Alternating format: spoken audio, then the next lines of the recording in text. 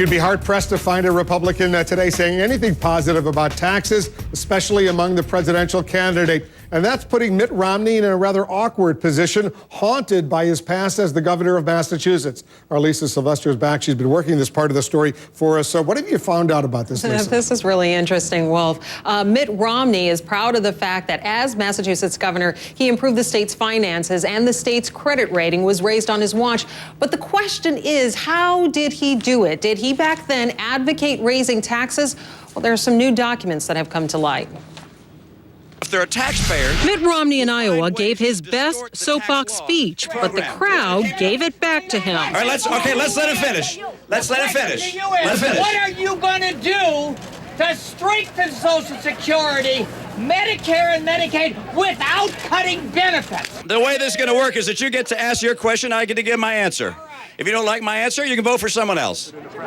Romney is being asked by liberals, will he defend Social Security? He's also being pinned down by conservatives. Will he not raise taxes?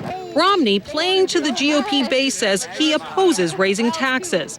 But records obtained by the news organization Politico show that in 2004, then Massachusetts Governor Mitt Romney touted the tax revenue raised by the state as part of a pitch to Standard & Poor's to lift their credit rating. I love your support. How are you, sir? The debate is relevant because Romney is now taking potshots at President Obama for having the U.S. credit rating downgraded. Politico reporter Casey Hunt says Romney had more leeway back then.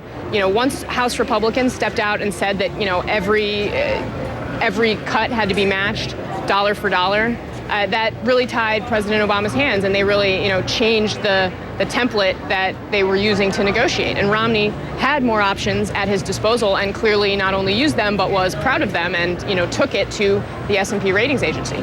Romney's administration closed a budget deficit by raising $271 million in fees and another $269 million closing tax loopholes.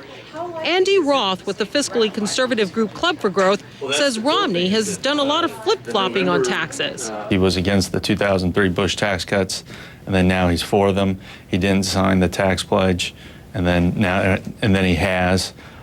He said that he didn't raise taxes, but he raised fees, and a lot of fiscal conservatives, including the Club for Growth, believe that that's raising taxes because it's not pro-growth. Romney's press secretary, Andrea Saul, disagrees, saying, quote, Romney never advocated, never favored, and never signed a tax increase into law. Romney's press secretary also says that he cut taxes 19 times as governor, and she says Romney closed these corporate tax loopholes, and that, according to her, is not raising taxes, but as the Romney camp puts it, it is instead tax enforcement. Tax enforcement. Okay, thanks very much.